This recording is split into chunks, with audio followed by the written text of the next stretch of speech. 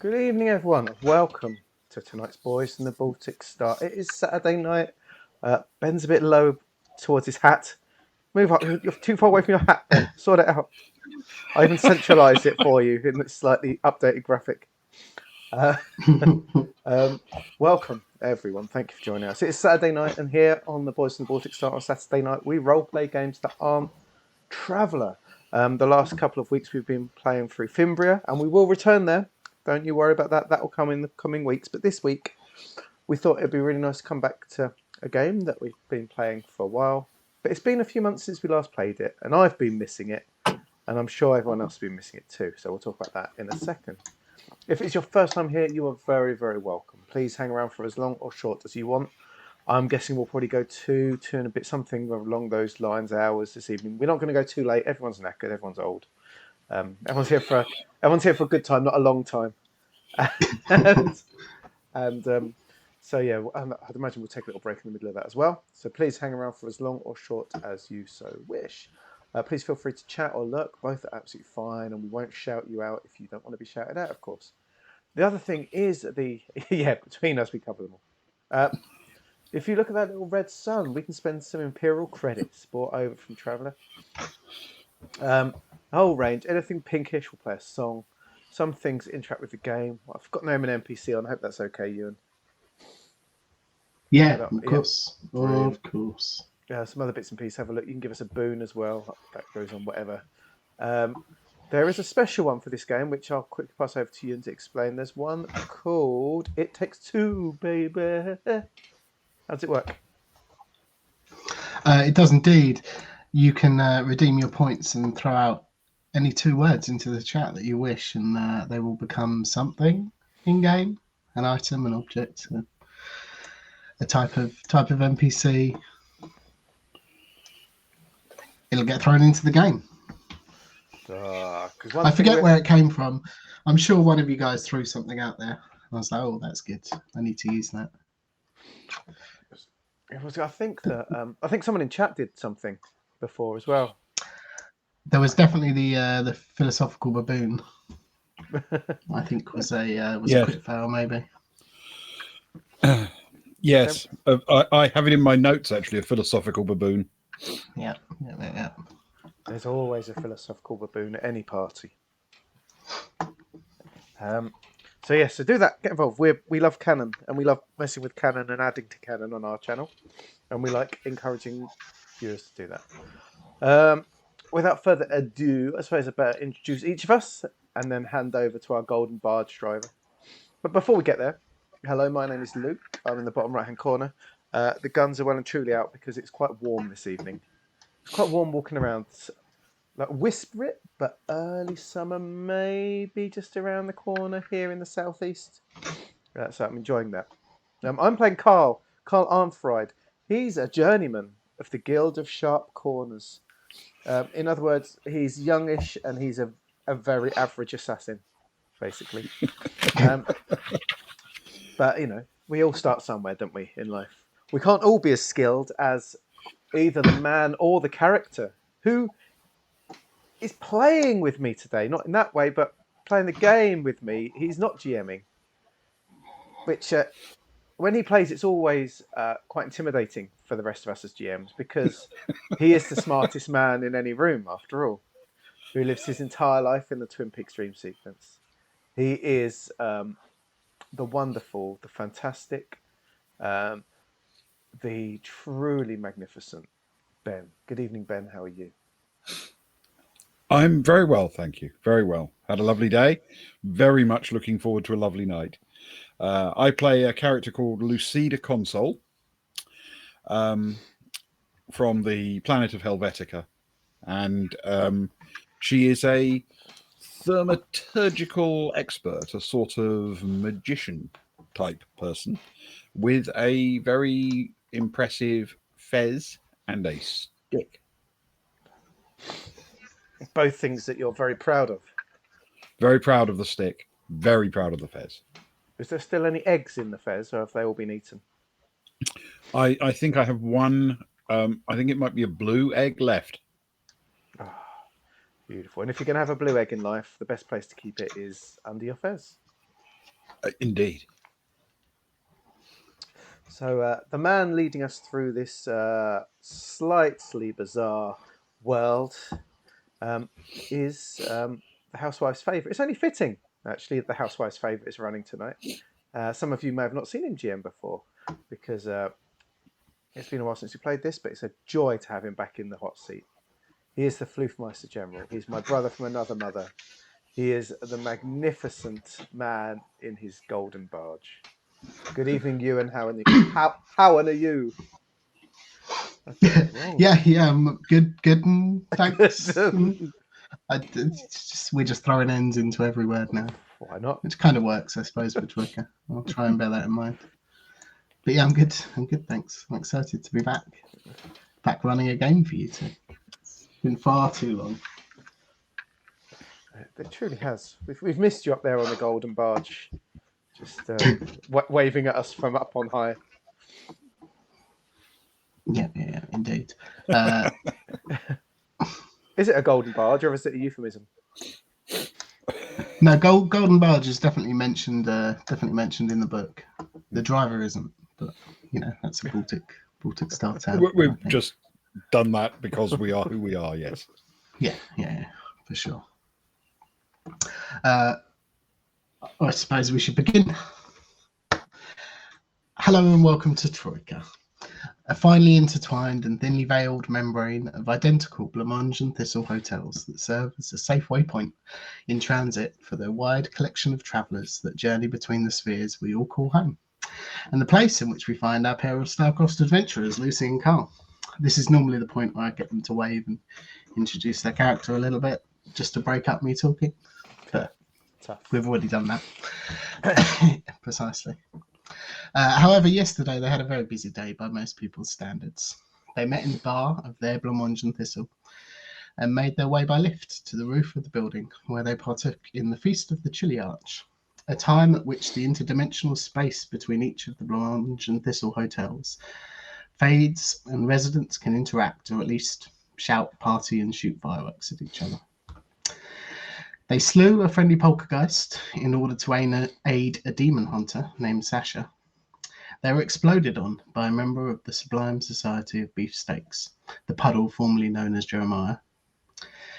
Carl learnt a lot about causing unrest in large, crowded audiences, while Lucy learnt a lot about interactions with monkeys and developed a whole new skill set, including the Enrage monkey, which is my personal favourite. Yes. And through which, as well as a series of serendipitous happenstance, the pair found themselves in front of the locally omnipotent custodian of Troika, a being known to them as Alan. Alan wanted assurances that the brutal murder of a long-standing member of society and Troika polka player was a misunderstanding and wouldn't happen again. They agreed, at least in principle, to not kill in Troika again. Probably. Under certain circumstances. Maybe. But either way, they also agreed to go some way to build bridges with Alan. And for the princely sum of 12 gold pieces, 12 gold pieces each, half of which they received up front, they would investigate further the explosion of Jeremiah, an event that seemed to have escaped the otherwise all-seeing, at least in Troika, eyes of Alan. Upon returning to the feast, they found Sasha had no memory of the previous demon hunt on the roof, but was happily celebrating a recent successful hunt with their comrades. Lucy found organisms in the liquid remains of the steak griller, whilst Carl waxed lyrical with a philosophical gorilla, or baboon to be more accurate. Reporting to Alan via the baboon that the pair of them planned to visit Maying's misstep, a moon orbiting the sphere of Big Maying, to hunt down a former member of the Society of Beefsteaks, the now known Dalton Valentine, and ask questions about a book that he has that mentions a curse on the society. And so this is where we join the pair. Having gone to bed, waking up the morning after each of them in their own decently decorated rooms with plush carpets and gold trimmings, and a large painted vista on the centre of the wall opposite the bed that has a small figure somewhere on it, dressed in the very familiar blue and silver two-toned suit of Alan. You both wake up pretty much at the same time with a knock on your door. Mhm. If you're not already awake, of course. And depending on what each of you does, we'll see who we go to first, I guess. I don't know who's a morning person. This is the first morning in Troika. I don't know who's a morning person and who isn't. I suspect I'm going to be slightly slower to react.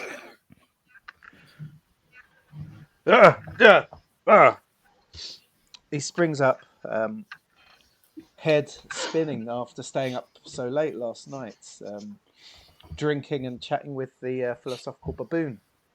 Tries to work out how long he's been asleep for. I went to bed quite late last night, Golden Barge driver. How much time would you say I've been asleep for?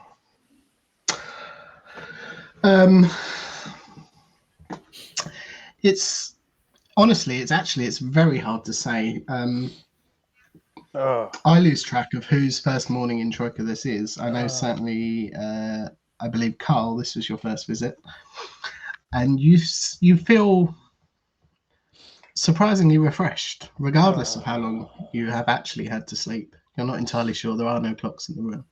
Time is a bit weird, as is space in Troika. But you kind of feel top of your game. You know? It's like strange. I was expecting much more of a migraine, a hangover, something of the sort. Maybe I should live here. If I can drink all night and wake up every morning feeling so good, maybe this is the future for me when I've finished in my sharp corners life. And I'll pull on my gear. I have two lots of gear, of course. I have my black assassin's gear, but then I've also got my disguise, which is much more of my daily wear, which I will automatically slip into. Just coming. Sorry, just coming. And sort of carefully grabs my knife, of course, keeping it nearby, and sidles over to the door. Who is it? There is no answer from your door. I lose track of the skills you have. Do you have any? Make an awareness roll for me. We'll start there. That is a Carl skill, isn't it? So I've got I'm level 2 now at awareness. I leveled up. So you take your skill in awareness plus your overall skill, add them together, roll 2d6, and you're looking for under or equal to. Oh, I'm gonna use my red dice then, not my pink dice, if I'm looking for under. That works out because that is a little spaceman and a 1, which makes 7. So I've hit it. Perfect. First things first, you can put a tick next to that skill because it is a new day and all of your lessons have been learnt from your previous journeys. You upgraded some skills, and you can potentially try to upgrade that the next time. I feel like you've done enough to earn something. I think getting up in the morning is enough to level up anything, I'd say. You don't hear anything directly from the other side of the door, but you do hear a slightly more continued and exuberant knocking from probably a couple of doors down. Lucy had a room change late last night and is the next room but one down from you. It's definitely coming from that direction. Lucy, you do indeed hear a more exuberant and more consistent knocking at your door. Okay. I shall haul myself up and assume my robes of volume, I think they're called. They are vast robes. Carefully put my egg on my head and then cover it with a fez. Mm-hmm. Pick up my giant staff and stalk over to the door and pull it open very suddenly. As you pull it, as you pull it open, make a luck roll for me. A luck Which roll. is 2d6 under or equal to your current luck. But you have to lose a luck by testing it. So you don't have to test it if you wish to accept the consequences. I will tell I'm you going now to that test my luck, please. Okay. I will tell you before you do that the consequences are an exuberant Lance, your silent knight henchman who stood outside the door and was tasked with guarding your clothes is about to carry on knocking very exuberantly on the door. I am going to test my luck, however.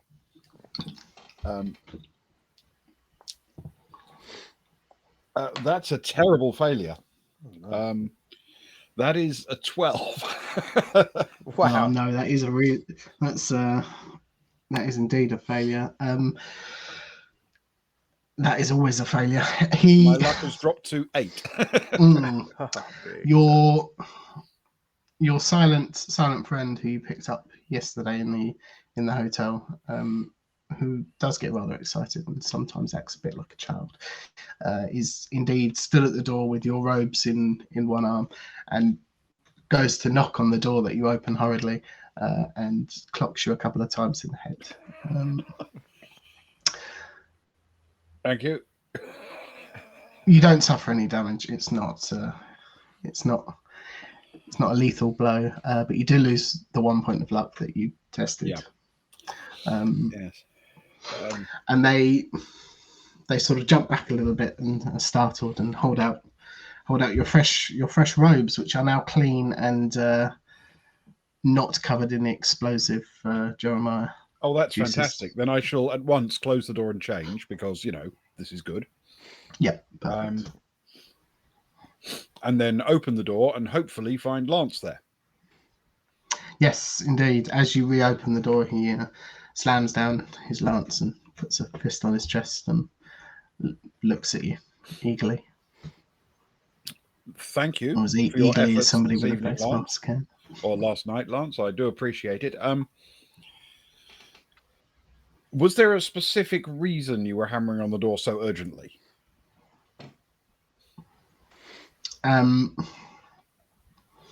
They look at you and they point at you up and down, point at your robes. Very well. Perhaps we should go to the stairs and see if we can't locate Carl, because we do have an errand to run today. They nod and sort of double tap their lance down on the floor again and look very businesslike for a night. Carl, at this point, are you doing anything else? Yeah, I would have.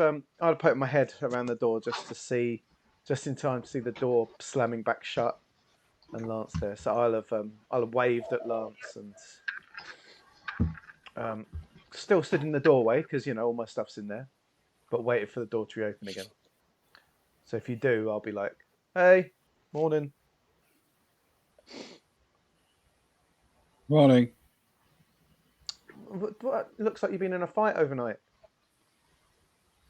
No, that's just how I look. You surprise me every day. Do you sleep well, Lucy? Unsurprisingly well, in fact. It was a difficult and tiring day yesterday. There were so very many monkeys. But today, I'm optimistic that we will find our quarry and find out what on earth has been happening to these meat vendors. Oh, there's nothing that could go wrong, is there? It feels straightforward. I wish I could share your optimism. You know me, always plan for the worst and then you can't go wrong, I hope that things are straightforward, but I fully expect it to be a world of trickery and confusion. And if we find this man at all, I'll be surprised.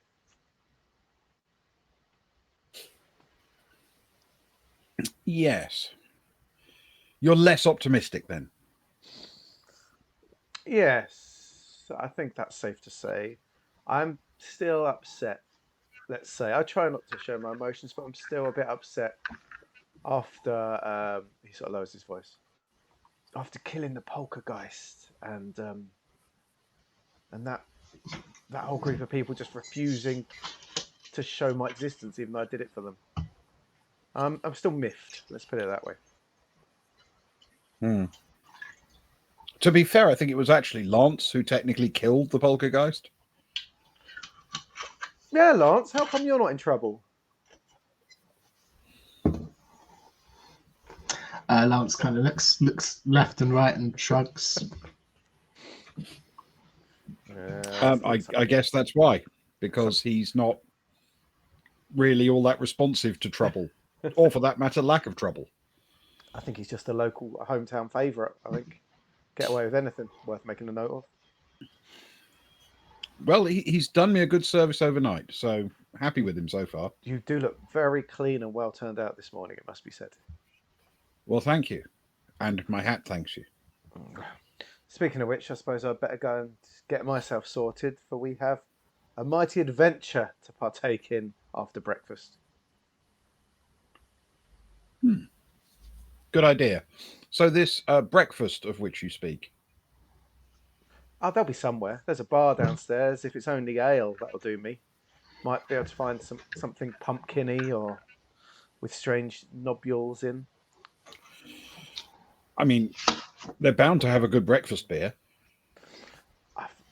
I've had enough meat for a while, it must be said. I don't want anything with any blood running through it for a bit. Well, then,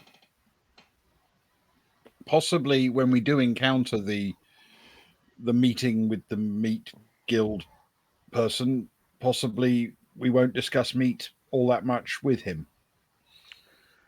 Oh, good. Let's just stay focused on what we need to talk about, find out the information we need, and get back to this. Get back to this Alan, this suspicious Alan man. Or at least he paid us. That's something. Yes, that was quite remarkable as meetings go, wasn't it? We were summoned there to be punished for murder, and we ended up being rewarded with a job and money. See, as an assassin myself, that's not uncommon. It must be said.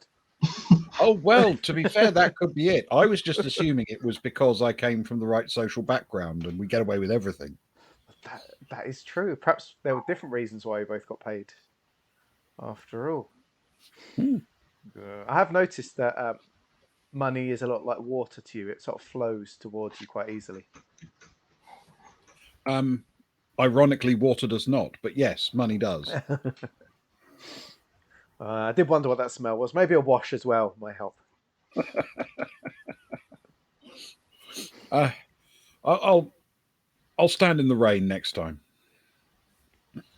Excellent. Well, I'm going to get sorted, and shall I meet you downstairs? Yes, I've decided to use the stairs this time. Fewer tigers on the stairs, I've heard. That's what I heard last night, anyway. It's possible there are fewer tigers. I am a little bit concerned about the gaseous problem, but I'm hopeful that was just in the lift that moment. I think he was there for the party. There's no party this morning. How could it even be a party without a toxic gas cloud? And until then, it's just a gathering. I couldn't agree more. Yes, I will aim downstairs, and if you don't catch me up before I get there, I will see you in the restaurant, bar, breakfast nook, or brunchitude. The nook sounds good. Okay, see you in a bit. Excellent. First things first, as Carl, as you close the door and turn to go back in your room, you sort of you stop on your heels quite quickly and notice in front of you there's a small box with an envelope in front that wasn't there before. Sort of catch yourself just before you fall over it. Oh, The envelope says Lucy and Carl on it. No, Okay. this wasn't here. And I was looking the other way a second ago. I'm gonna crouch down carefully and poke at the box suspiciously with the end of my knife from an arm's length. You do so, and the box responds by making the noise that you would expect something well built, but clearly made out of wood. The sort of noise that you would expect it to make when being tapped by something metal. It shifts around, doesn't look particularly heavy, but doesn't react to the knife as if it's got a lot of weight to it, if you know what I mean. Yes, it does make sense. But nothing bad happens. That's good. I'm going to take the Not letter. yet. I'm going to take the letter and carefully open it with the knife, please. Again, at arm's length. Perfect. There's a piece of paper inside, and assuming you pull it out and read it. Yes, open it up. please. Yes, let's do that.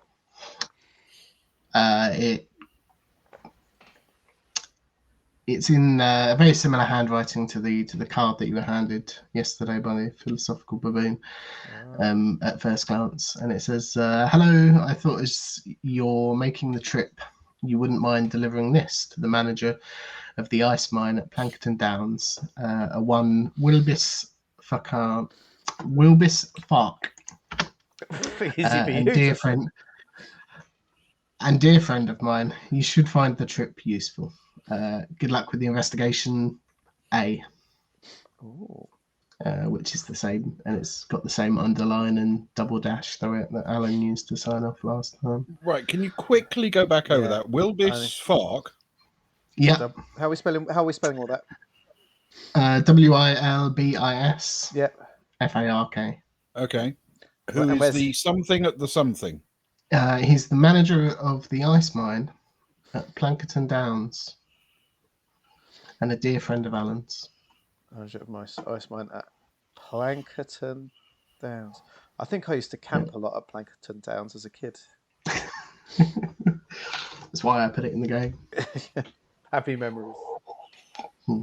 Okay. And it does say you should find the trip useful. The box. I will pick up the box and run it around in my hands. Does it look openable without obviously being opened, if that makes sense? Or would opening it involve like nails being removed or something being torn or anything?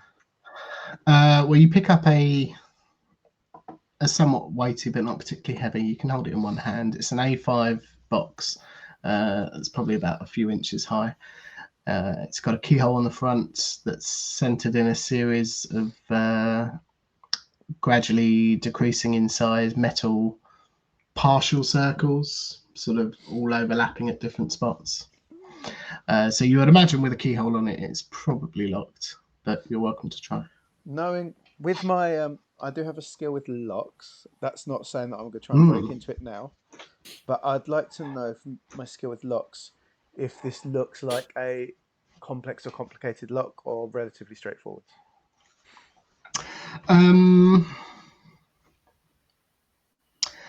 I tell you what, roll a lock check for me. So your skill plus your, it's just specifically locks, isn't it? So this will cover your knowledge of locks as well, I suppose. Well, I fail because I needed a 6 and I hit an 8. Hard to tell. Looks like a lock. It's a lock. It's got an old style, what we would call an old style keyhole in the middle, but it does look finely finished off with some very nicely polished metal rings around the outside. That sort of gives it a bit more of a look than your standard. I forget the name of the lock now, but the type for which skeleton keys were basically very easy to get hold of. Okay, yeah, cool. I will shrug to myself. I shall clothe myself in my my actual everyday, my actual garb actually, and I'll slowly put everything on as the inventory shows, from easy to reach to hard to reach. And I will add the. I've still got one spot left there. I will add the box into my inventory, please. Wonderful. What are you up to on your inventory now? Have you got the full? Have you got 12? Is that a full 12 items? I've dumped the silver ladle, so I've got the lock boxes at 11. Okay, cool. Perfect. Lucy, did you take all your belongings with you, or have you left stuff in the room? I'm going to take everything with me. I am up to 12 at the moment, I think. 1, 2, 3. Oh, no, that doesn't count because I'm wearing it. Sorry. 1, 2, 3, 4, 5, 6, 7, 8. Actually, only 9. So I've Cool. got I was plenty of space. getting worried that I'd suddenly given you all too much stuff to carry. No, plenty. But given that one of my things is in fact a rucksack, so I'm wearing that. Yeah, most definitely. Okay, cool, perfect. So as Carl gets all of their stuff together and starts getting ready, Lucy, you head down the corridor towards the stairs. Down the corridor towards the stairs. Yes, absolutely. Perfect. You open the door into the little foyer area of the floor on which you're staying, which has a set of stairs that lead on the left that leads up to the roof that you used last night. And there's a set of stairs going down and on your right that presumably is the rest of the stairwell. You look down it. It looks very much the same as last night. Yeah, and the stairs are there.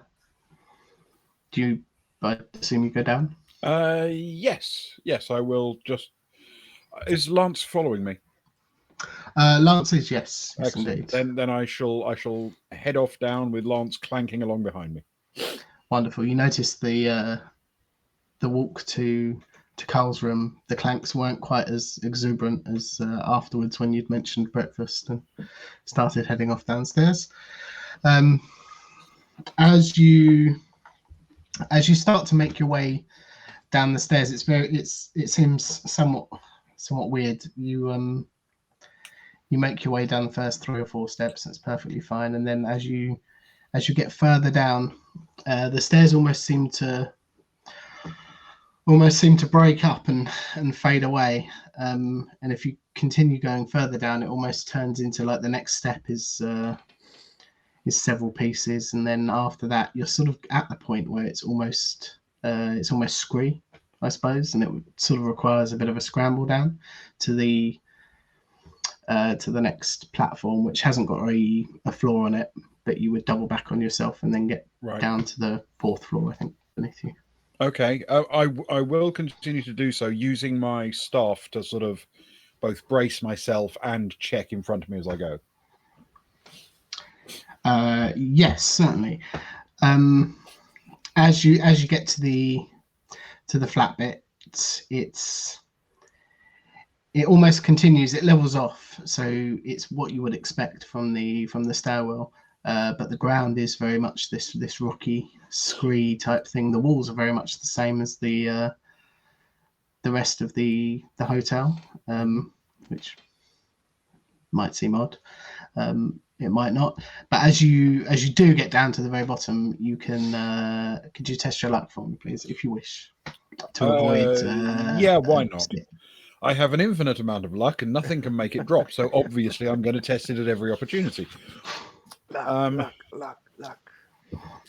So equal to or under your current luck, which is 1 less than your maximum luck, because you did. It is currently 8, and I've just rolled a double 3. So very nice. So I have succeeded in testing my luck, but at the cost of a luck. So on that last step, you can feel some of the scree fall away quite dramatically, but with the aid of your staff and your excellent balance, and probably mostly luck, you managed to save yourself from falling flat. But you are stood on On floor 4.5, there is no floor, but that halfway point between the floors. And looking further I don't- down, does it start to become more normal again, or does it still look like scree? As you turn the corner and you look further down, it in fact doesn't look like scree, but it does appear to worsen. There appear to be large gaps in between each of the steps that seem to get larger as you get further down the steps. It's very odd. The walls are still there, but you look down and there's almost an impossible drop of a skyscape beneath you that sort of engulfs the stairs in this weird kind of toothy. I don't want to say more. there's like a mouth of teeth that hollows down into sky and drops. Can I check with my staff to see if where there are gaps, it's actually a gap or just an illusion?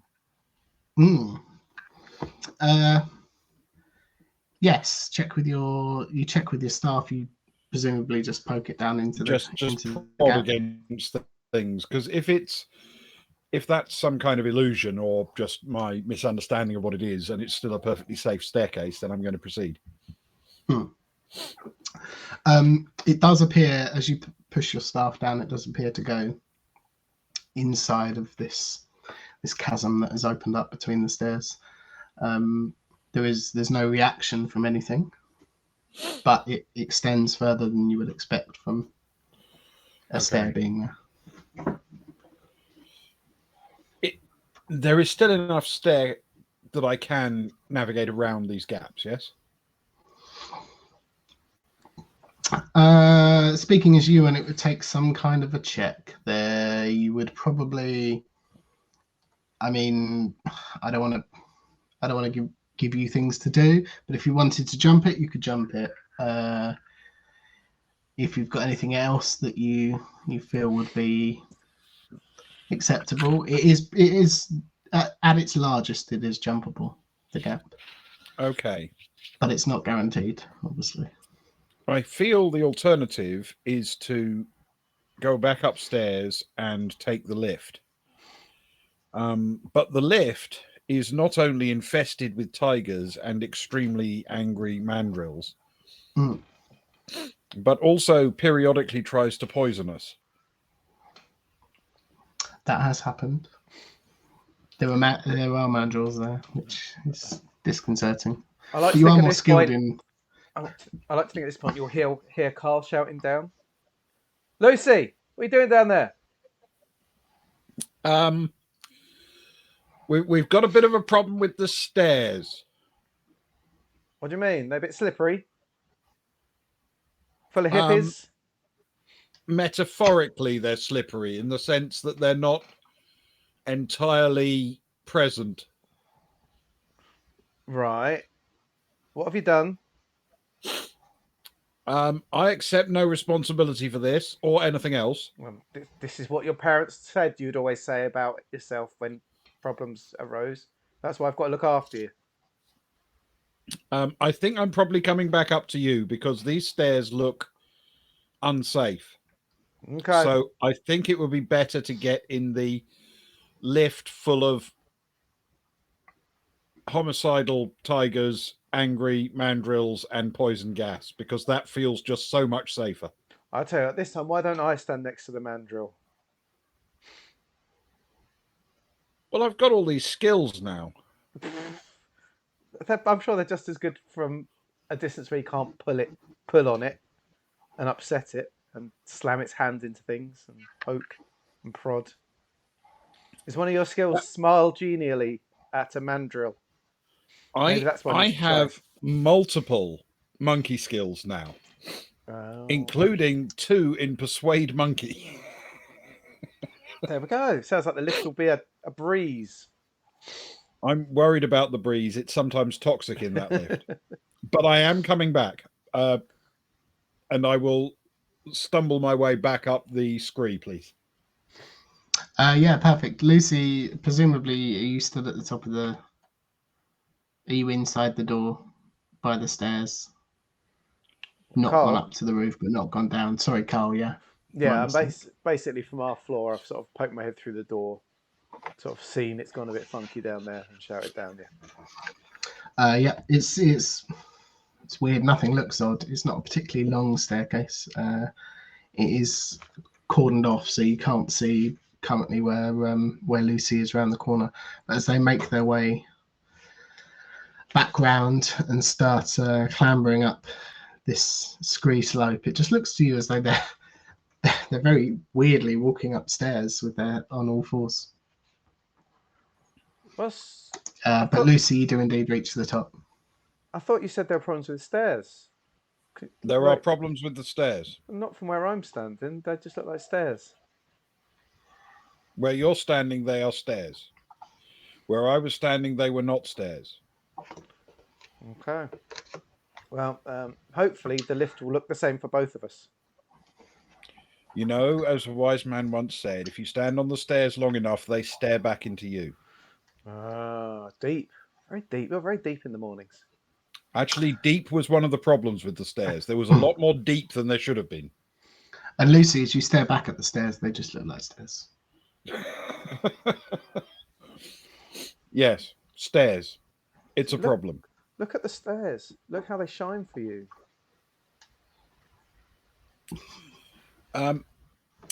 Let's take the lift. Perfect. I'll go and press the button. Lance has indeed followed you back up successfully. Carl, you head down the corridor to the lifts, and you can push the button if you want. But thanks to a rather cocky player last time, after I listened back saying, "Oh, he really wants us to take the lift," I'm sure I said that I'd put an out of order sign on it, and you do indeed find an out of order sign on the lift. Oh. The lift's out of order. I'm not saying you've only got yourself to blame, but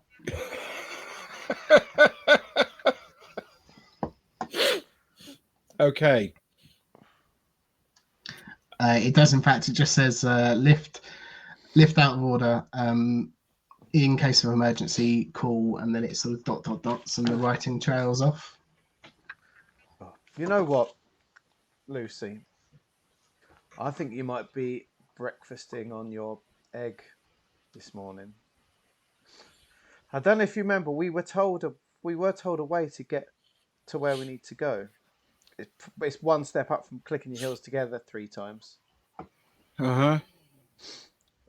All we had to do was we had to think of the destination we needed to go to, and then probably click your heels together 3 times.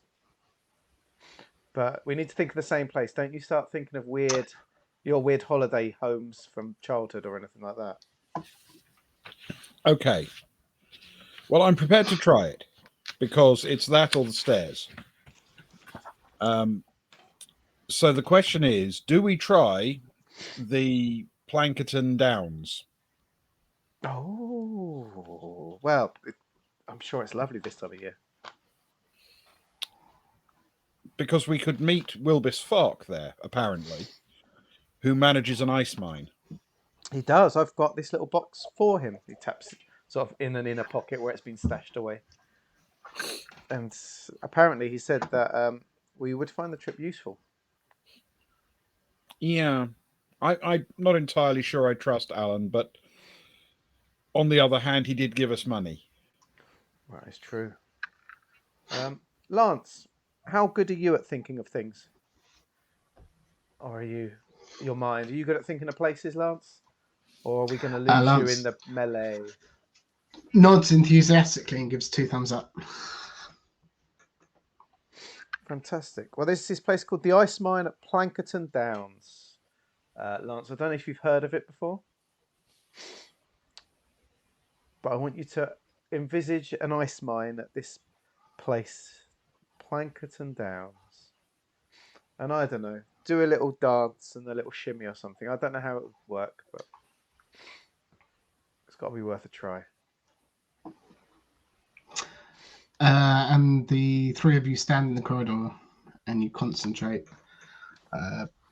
with all of your intellectual strength. 'Oh no, we're not going to go. I'm there. not gonna describe that in great detail. That's up for you to decide. And you think of the ice mine at Plankerton Downs. You shut your eyes and open them back up again, and you find yourselves stood in the corridor of the Blanche and Thistle Hotel. No. This might be a UN issue, but I'm pretty sure you were told that Do you have to be somewhere for it? you have to leave the hotel through the door through which you came, whilst thinking about it's not entirely specific, but whilst thinking about the world, the sphere you wish to be on, and it will get you to the right location, much as when you left your world via whatever mode of transportation you thought about a blancmange and thistle, you arrived in the doorway to the blancmange and thistle rather than your room or the bar. See. That makes some sense. Well, Lucy, we've got to get to the door. The lift is out of order, which means only the stairs. Was it a dead end there, or did it look passable at all? It wasn't the end that looked like it was going to be dead. It was the people walking down the stairs.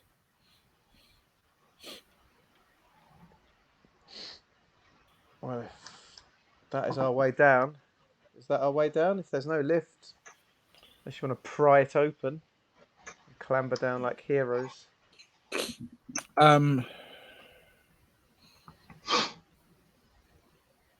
I feel we should try the stairs.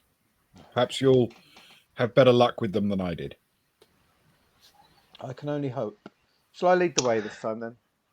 By all means.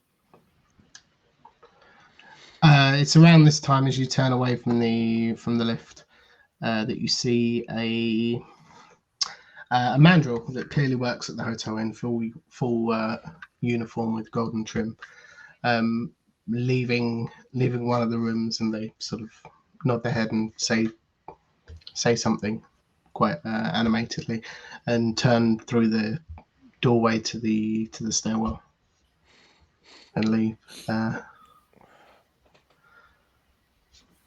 But Okay. yes, you may head that way as well if you wish. Yes.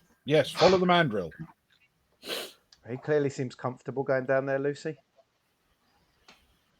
Yes, but he's a mandrill. Maybe we'll get some tips from watching him then. I can't rule it out. Do you rush to catch up, or do you just take it at your leisurely pace? No, I think just a general walking pace. Don't need to be too close to the mandrill. They bite. Not with all the monkey skills that Lucy has.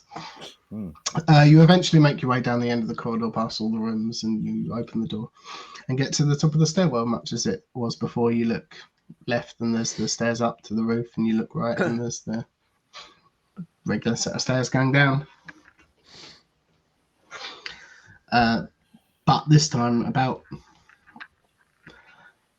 2/3 of the way down, 3/4 of the way down, you see a mandrill in uniform, sort of leaning their weight back a little bit, I suppose, as you would if you were trying to readjust your center of gravity to go down a steep slope, a slippery slope. But they make it to the bottom, and they turn around the platform at the bottom and vanish out of sight. Okay. Well, I will look to Carl and say, should we follow? Why not? I like to back myself as almost as athletic as a mandrill. Okay. Excellent. I will follow Carl then. Wonderful. Carl, this is all very new to you. Lucy, this is very much as before, but as you start to head down the stairs, they become more and more gradually rocky and cracked, and eventually turn into this very similar colour to the grey concrete of the stairs, but turn into scree the further down you get. Lucy, I assume you're using your staff as before. Yes, please, to just help me move without falling.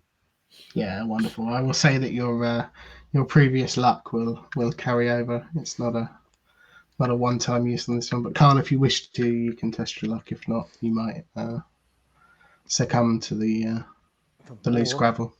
can I The dangers of Troika. can I utilize Gravel. can I utilize my climb skills instead, please? Yeah, sure. Of course you can. Thank you. Make a climb roll for me. Thank you. I will. I shall. I shall. It's a 3, and I needed to hit a 6. Which is perfect. So you can climb down it as you wish and put a tick next to your climb skill because you've succeeded in a climb check. But you reach the bottom, you turn the corner, and you are greeted with the same thing that Lucy saw before. The steps start off with a small little gap, sort of a hop. You can probably reach it with 1 foot on each for the first one, and then it gradually gets larger and larger before it reaches. It does reach the platform. It looks as normal from where you are, the 4th floor, at the very bottom of the stairs, but there are widening gaps in between. And if you look down, there is this sky cloudscape of a vast fall beneath you. It doesn't get darker, which is weird. But I wouldn't fancy having to do this every day for a job, Lucy. I mean, I tend to agree, but also I think you have to be a mandrill to work here. I don't know if you have to, but it helps. That's what the sign says, yeah. At this point, the mandrill is out of sight, but you do hear a shout back saying, "It's fine, just jump." Easy for you to say. And then some continued footsteps. Right. Okay, Lucy. The only way is down, baby. Let's go. I am open to obviously other skill checks other than jump. I don't even know if jump is one. To be fair, I should probably check. But any skill that you wish to utilize to make your way past this obstacle, feel free to throw it at me. I don't really have any special skills for this. I think I'm just going to have to hurl myself into the void. Oh, wait, Lucy, could you turn yourself into something for me? I could, or to be fair, I do have levitate. Ah, you see. Yes, I mean, of course, any other skills or items or spells are perfectly acceptable. I can use levitate. The thing I'm concerned about, though, is using it burns through some points, you understand, and I might need it for something bigger later. Is it stamina that your spells use up? Yes, I think it is. Yes. And it will cost me 2 points of stamina to do levitate. I think it costs, whether I succeed or fail, I think it costs me that. Levitate just moves me, does it? Or can it move other things as well? Let me double check for you very quickly. Sounds like a rules. I assume it will just be you, but sometimes the wording of a spell.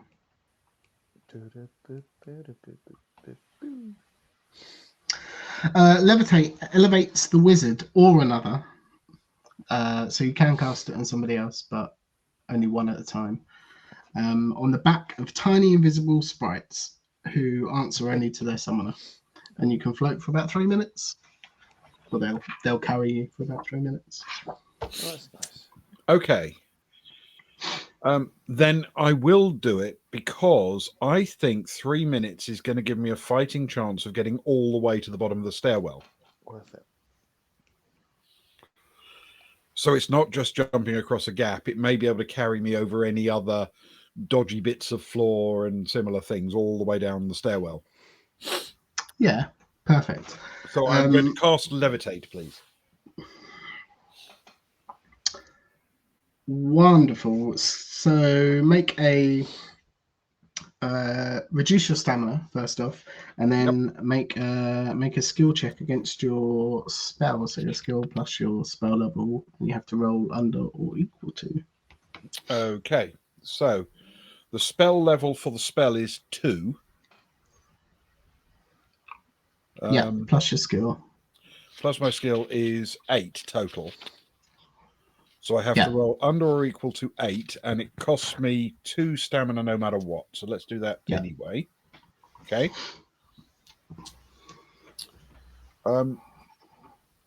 It wasn't by a huge amount, but that's a 7. Perfect. So, Carl, you see no difference other than however Lucy wishes to cast this spell. Lucy, you see no difference either, but you know that you've summoned a group of tiny sprites, and you casting it on yourself or on, presumably, or on Carl? I'm going to cast it on myself and attempt to fly down the stairwell. Wonderful. And this idea is already communicated to the. I'm not sure what the collective noun is for a group of sprites, but they know your instructions and they pick you up and levitate you down the first flight of stairs, or as far as you will go in 3 minutes. What I'm going to do is move steadily down, and as I go, just following the line of the stairs all the way down, I'm going to call back anything I see that looks dangerous, threatening, risky, slippery back to Carl as I go. Mm-hmm. So as you reach the first platform, it is in fact there is a giant. I suppose almost when you look up the stairs and when you look down the stairs on the other side, you're almost like you're on a giant boulder covered in scree, and the next set of stairs appears to be very much the same as this one, or the same as the bottom of this one when it comes to gaps. And you look down, and indeed there is this sky and clouds, and it's quite bright blue. It looks quite cheery, but there is no bottom that you can see. If you do carry on? Yes, I will keep going after, and as I do, I will yell up, huge bottomless hole. That's what they call him. He nods at Lance with a wink. Yes, indeed. Lance has stayed up with Carl for this one. Are you just waiting, Carl, for information? Falling to the void doesn't count as leaving the hotel, does it, Lucy? I don't know the rules. Deciding to play it safe this time. I'd be careful. Okay, I will try and clamber over the first couple of steps or whatever. You please take me as you need me. Sure. Have you got a skill in mind for this? Climb is the best thing. I've got clambering down is the best thing. I'm guessing that swimming in disguise are not quite so good for me today. Unless awareness of where to go would be the other one. Yeah, I'll tell you what. I'll take either climb or awareness if you make a skill check for me. So roll 2d6 equal to or under your skill plus your skill in climb or awareness. The awareness side, snake eyes for the first one. And the second. Very nice. So you. No. Just one is fine. Good. So I just failed the second. You definitely make your way. Oh well, in that case. You very definitely make your way to the first landing. Could somebody, given no instructions, could somebody please roll 2d6 for Lance for me, please? Yes. He's your mate, Lucy. Okay. Not knowing what's good, bad, or otherwise, that's a 7, 5 and a 2. Okay. Lance, being covered in very heavy armor and not really well equipped for this set of skills, makes the first couple. Yeah, first one where you've got a foot on each at the same time, and there's a tiny little hop over. Isn't too bad. He looks quite comfortable and almost quite excited about the whole thing. But he gets to the final jump onto the platform where Lucy is, and something underneath him gives way as he's jumping, and he sort of lands, both arms and helmet just sticking above the edge of the platform, and is very quickly in his armor slipping down, and falls. And you don't hear anything because he is a silent night. Think of Plankerton Downs. But Carl, if you look down, there is a flailing waving of hands as Lance falls into nothingness, a tiny speck, and then is out of sight. Presumably still falling. Oh no. Well, that's bleak, Lucy. He's still going, I think. It's not encouraging that you just keep falling forever. It's about this time, Lucy, when you reach the third floor. It's been much the same on the way down, but when you reach the landing of the third floor, it opens up. It's very weird. The walls of the hotel sort of fade away, and you find yourself in a large green field with a forest off in the distance, and somebody's curled up on the floor. They're breathing. They look as though they're asleep, and they've got a rather large, thick book underneath their head that they're sort of using as a pillow, I guess. Curled up into it. What kind of a person? What do they look like? They've got long fair hair, wearing robes, and female, from what you can tell. I'm going to yell up, next landing down, Sleeping Beauty with a fairy tale book under her head. Excellent. Sounds right up my street. I'll come join you.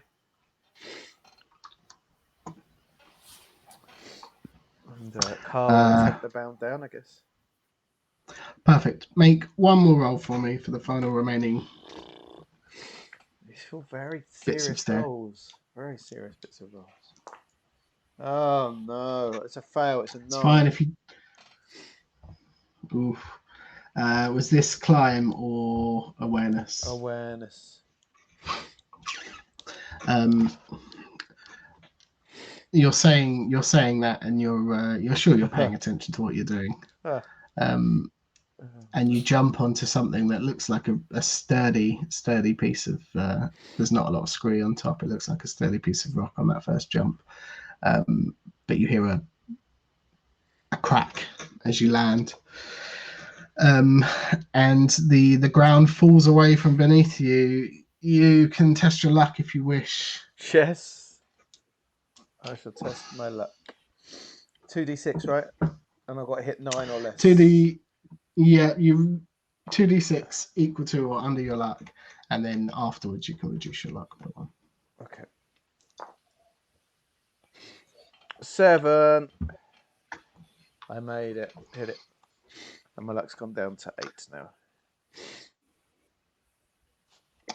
Wonderful. You managed to cling on to the side of this rock with your fingers, and you're sort of hanging there. Nothing noticeable have happened. It's quite windy, I suppose, around your feet and your ankles. Your backpack's not helping matters. But you are indeed safe for the time being. Lucy, I'm dangling here. Yeah. Things aren't going perfectly.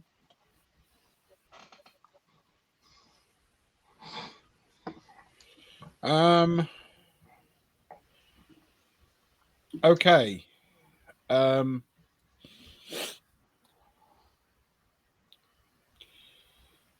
don't think I can carry you as well, but I may be able to land next to you. Hold on. So can I land on the ground next to where Carl is hanging? Yeah, certainly, through whatever means you wish to communicate with your, what did you say it was? A can of sprites, Luke. Yeah. With your can of yeah. sprites, and they swiftly turn you around and fly you back up to where Lucy is dangling, and you can land very much on that section of rock. Okay, and it feels pretty sturdy when I'm there? Yeah. Okay, then I'm going to see if it's practicable to pull Carl up to me. Yeah, I mean, I suppose it depends on what you deem practicable. If there's quite a tight space to fit two of you on there, it's doable. I'm not sure what will happen if you're, putting all your weight leaning back. Luckily, Carl's not particularly heavily armored. I mean, it's not Lance. Right. That could have ended very poorly, I feel. I think But it yeah, did you end fairly poorly. Well, yeah, there is that. But yeah, you could All do right. it. So I mean, luckily we're still within 3 minutes here. So if you did fall backwards, you'd probably be okay. fair enough. Okay, then I'm going to grab hold of his sort of wrists and pull him up as best I can. Yeah, both of you. Lucy, make a skill check for me. If you've got anything you think is relevant, feel free to throw it out there. Well, yes, I have actually a very useful skill in this area. I'm going to give it a shot. I don't know if it'll work, but initially I'm going to grab hold to make sure Carl doesn't fall. And then I'm going to yell down the staircase and see if I can get help from the mandrill, just in case it's still in earshot. And I do have a persuade monkey skill with 2 levels of skill. Ooh, so much skill. You do. The mandrill is some way off at the time being, so you'll have to holler. But go ahead and make a persuade monkey check for me, if you Okay. wouldn't mind. So this is 6 plus 2. My skill is 6, so plus 2, and then under or equal, yes? That's the one. Okay. That is a total of 6. Be nice, Lucy. Be nice to him. Very nice. You can put a tick next to it because you have succeeded. And what do you shout? Please, if you can hear me, we need some help here immediately. Please come and help.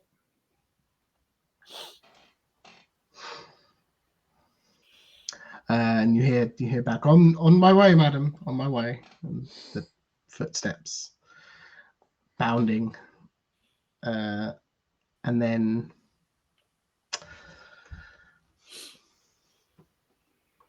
tell you what, whilst you're there, trying to see what you've got.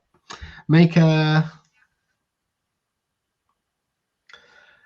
going to throw out a new skill. We're going to throw out something to do with. We're going to throw out a communicate unnecessarily loudly skill. Check. Communicate unnecessarily loudly. Yes. Yeah, that's the one.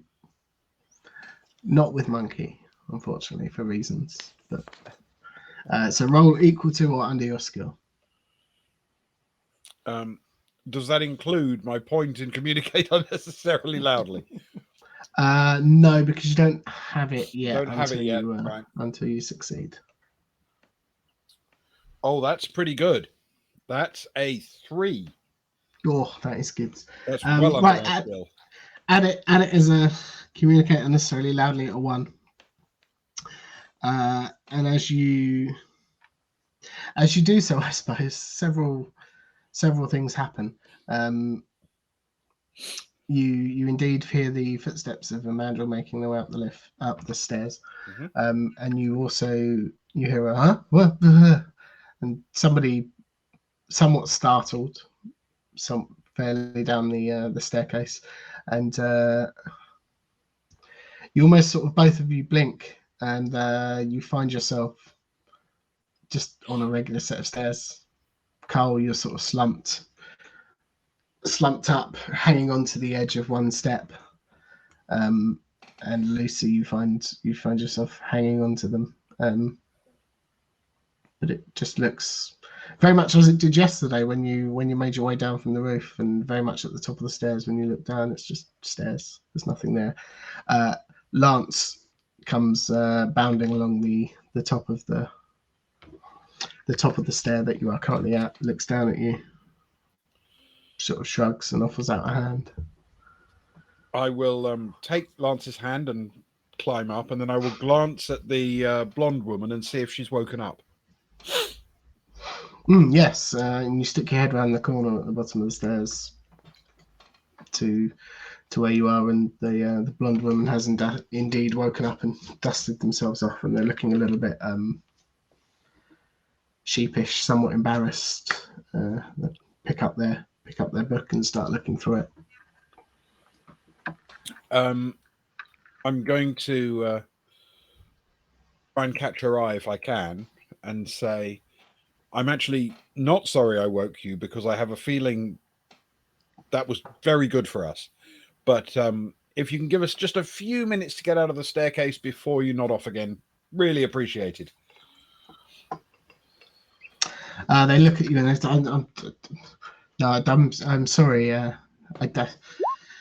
The party last night. Obviously, I fell asleep here instead of in my room. My apologies. It won't happen. I'm just on my way there now. And they scurry along, very embarrassed looking, to out of the corridor along to the rooms. And as you both pick yourself up and find yourself and your colleague, friend, Silent Night, Lance, safe, we will indeed take a break. Thank you, sir. So we've dealt with an evil sleep monster. Always a good thing to do. Yes, indeed. Well, you certainly dealt with the manifested dreams of some form of spell caster, presumably. Probably. There was definitely something magic going on. Yes. But you're alive, and Lance didn't die, which is good. I'm very pleased about that, because it would have been a sad way for us to end up doing a weekly toast. Oh God, we can't cope with any more.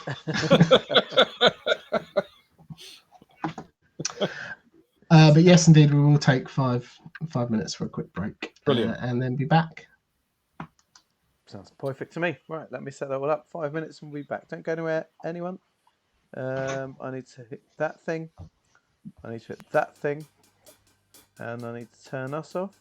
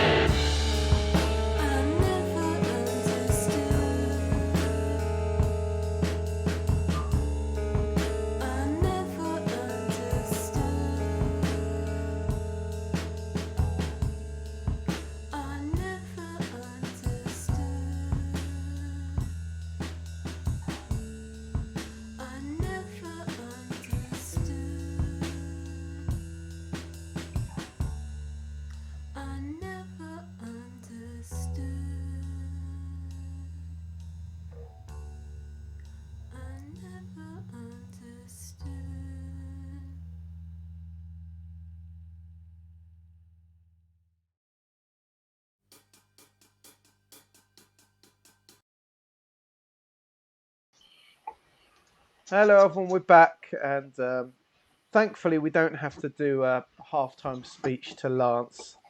I was a bit worried for a second. Ben had already written a whole speech during the drinks break, but in advance. But he's still with us, so that'll save for another week. Yeah. Back to you, Ewan. Yes, indeed. With Lance's death narrowly avoided. Maybe not. The two of you, Lucy and Carl, you find yourselves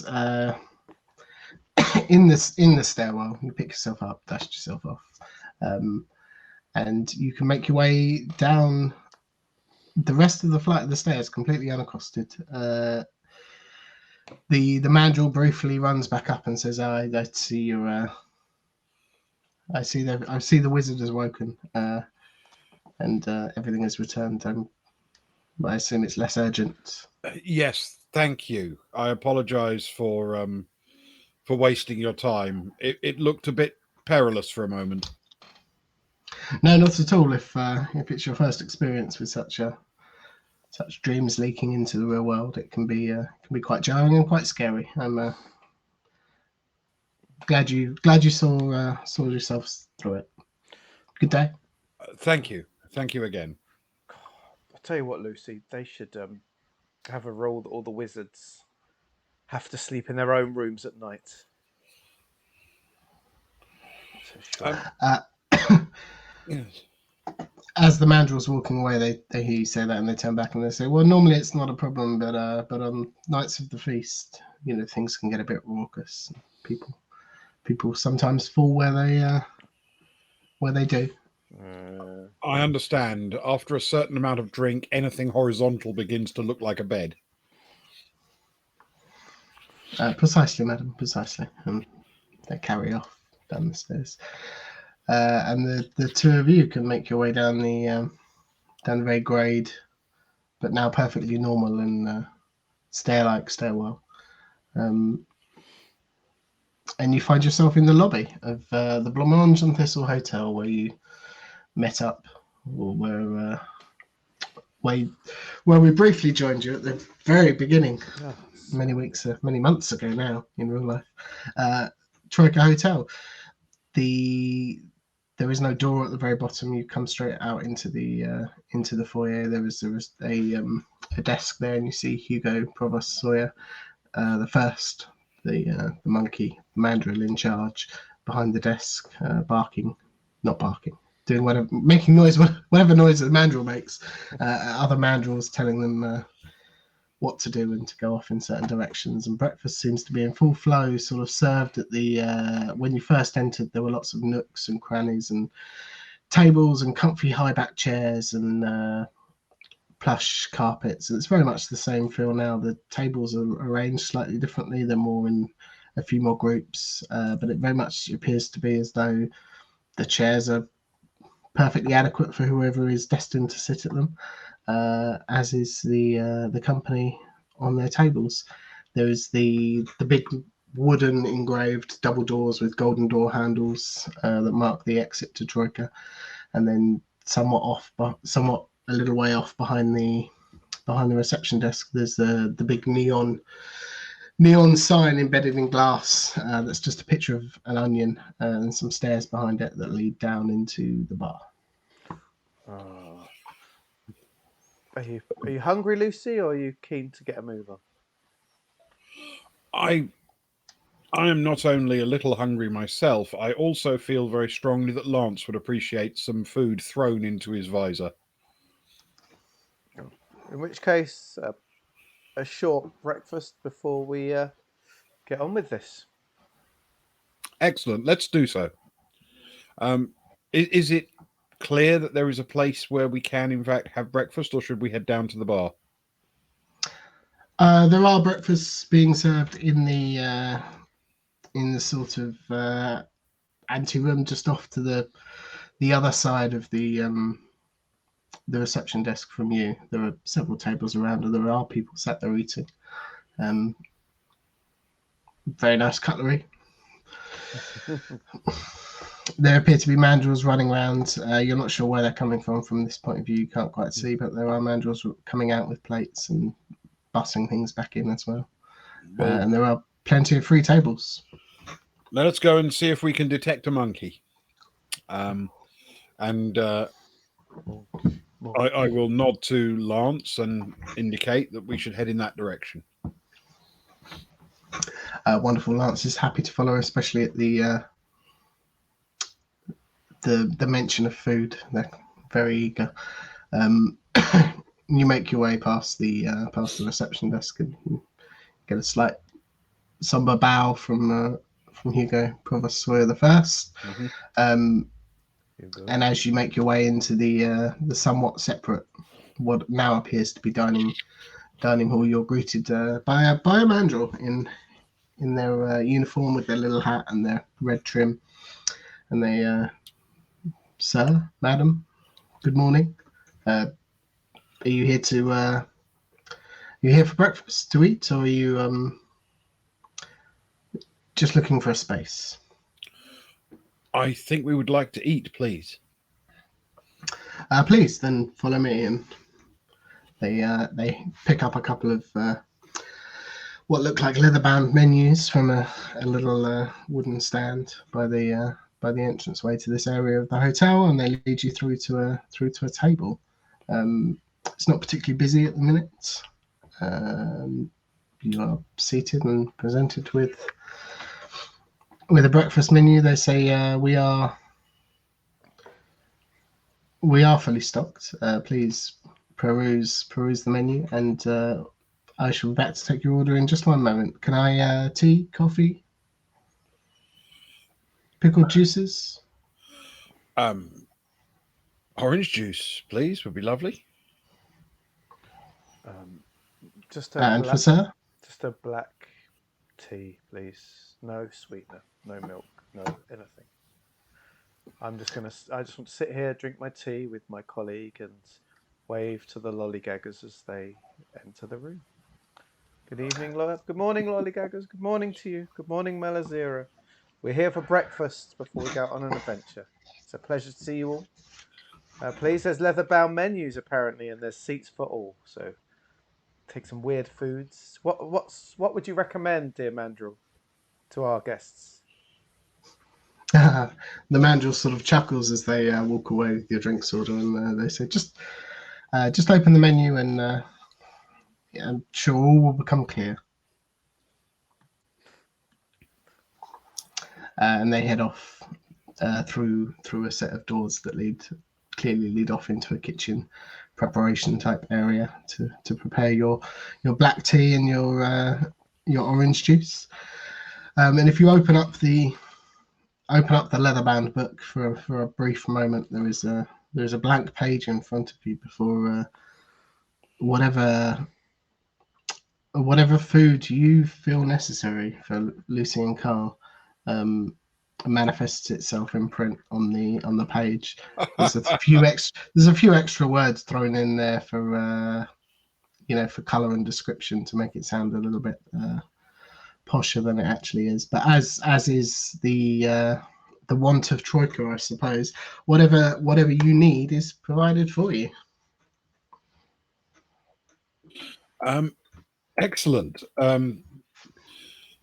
Then in front of me, will this also work for Lance, by the way? You glance over to Lance's menu, who's looking next to you, and indeed it does. You see on his menu there is poached eggs with pulled pork. Oh, Lance, do you ever stop? he's a classy dude. It's got mixed tastes, quite eclectic. He enjoyed the barbecue last night. It's still fresh in his mind. Then literally in front of Lucy's eyes appears a description of a very large portion of scrambled egg on toast. Wonderful, and indeed you see it come into description. The Sorry, let me just the large scrambled big snags eggs onto on whole grain toast with lashings of butter. And you're not entirely sure what a big snags is, but apparently they lay eggs. You would imagine they're quite large. And Carl? Porridge, plain. And indeed, on your menu in front of you, it pops up with a bowl of steamed warmed oats in the creamy whole milk, served with an air jus. Oh. Okay, let's see. They're taking the mick. And before you know it, your drinks are brought to your table. The mandrill Hugo Provost looks over your menus and doesn't ask, but just writes down what is on your menu, and the same for Lance. And unless you want to shout anything out, they scurry off back to the kitchen. Okay. This seems very efficient. Seems like it's open to all kinds of abuse, quite frankly, Lucy. What if you'd have thought of grilled mandrill, for example?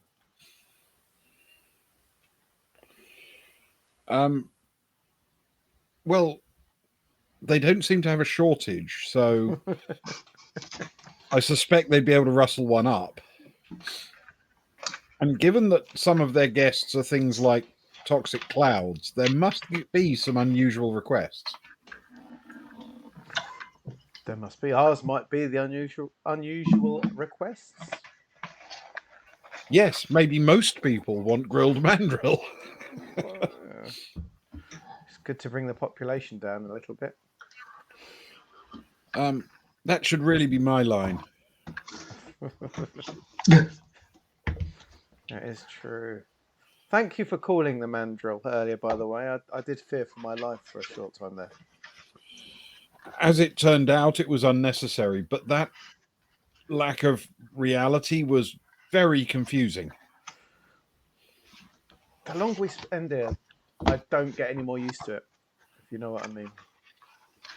I think a place like Troika is, it just goes beyond my mental capability in many ways, I think.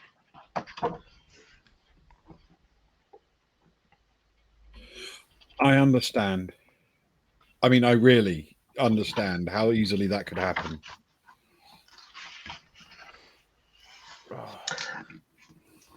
And it's about this time that your food is very promptly and quickly brought out to you.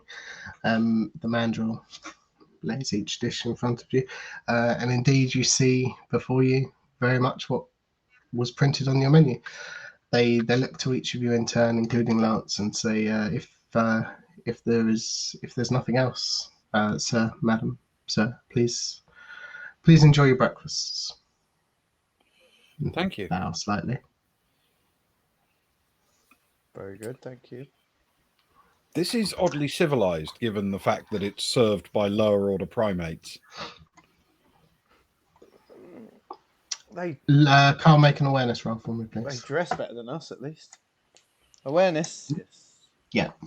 Yeah, I'm okay. That's 5. There was a very significant pause of the mandrill walking away when Lucy says lower order primates, but they wait there for a minute and then carry on with their business. Making friends and influencing people, Lucy, as always? I'm not good with staff.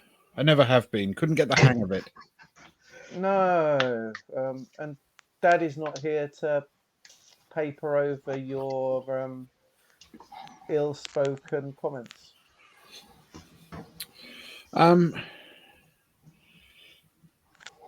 I suppose that's probably true, though On the subject of lower order primates, my father would certainly qualify. Oh.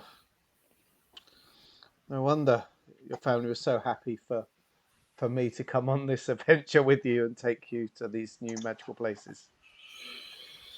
Yes, I think they were hoping for the news of my journey to eventually come back to them in the form of some epic poem, posthumously. Well, maybe when you die, we can send Lance to read it out to them. That I would be interested to see. I'd be saddened to miss that. Lance seems to be an excellent knight, but I'm not entirely convinced he's a great mime. Look at him; And he's as you look enjoying his over, food. Lance is has in fact put down their knife and fork and is attempting to mime out the events of the last 24 hours, I suppose. You have no idea what point they're at the minute. They're not a very good mime, as has been brought up. But they are a very good silent night. Thank you, Lance. I appreciate the effort. And tuck back into their pulled pork and poached egg. Yes. I shall devour my scrambled egg on toast, of course. I'm hoping it's delicious and lovely.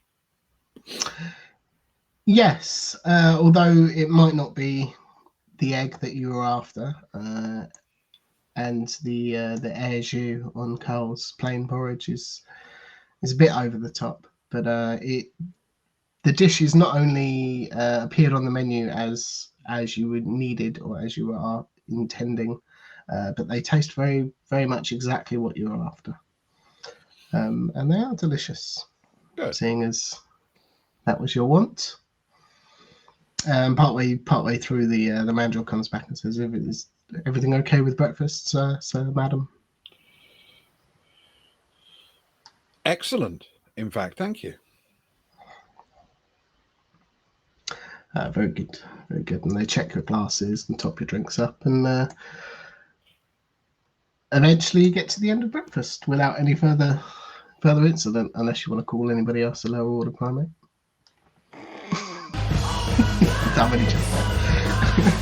I'm happy to do so. Carl catches wind of Lucy turning towards another mandrill. Says, "Come on, we've got places to be. Come on, let's not waste the whole day." There may be even more interesting people to insult. Yes, that's exactly what I was thinking. Come on, let's try this special transportation out. I always appreciate not having to pay for my transport. I always appreciate anything that gives you a quick getaway. For some reason, everywhere I leave, they seem to be very happy to see me go. Yeah, making friends and influencing people, aren't you? Come on, Lucy. Okay. So we will rise and make our way out towards the entrance of the hotel, please. Wonderful. As you do, you don't feel it directly beneath your feet, because presumably you both have shoes on, but your boots or shoes sink into the plush, soft carpet, and you make your way through the somewhat decadent reception area and anteroom just off of it that is used for breakfast. There's a few odd dishes on your way out being brought out of the kitchen and things that you don't recognize, but it's quite an eclectic mixing pot of food, I suppose. You pass one mandra who looks somewhat disgust before they reach the table, sort of holding the plate out at full stretch, and then puts it down and scurries away very quickly. But you make your way to the reception area and the front doors of the Blancmange and Thistle Hotel, which await for you to leave. Assuming you have no further business? Nothing specific. So if we're happy, let us travel, dear Lucy. then we are going to aim for, if we can, please, the ice mine on Plankerton Downs, please. Indeed. So you both hold that firm in your mind, and open the large wooden double doors that are the interior of the entrance to the Blancmange and Thistle in Troika.